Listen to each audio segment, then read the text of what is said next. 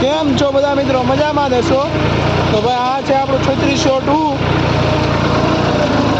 High ગેર પાડેલો હે, પહેલામાં હાલે હે. તમે જોઈ શકો છો કેટલી જમીન ઉપાડે છે એ મિત્રો.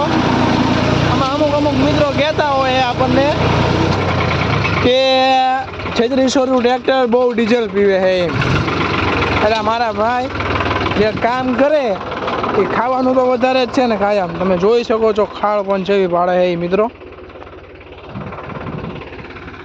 1 ફૂટ ઉપરની ખાળ પાડે છે.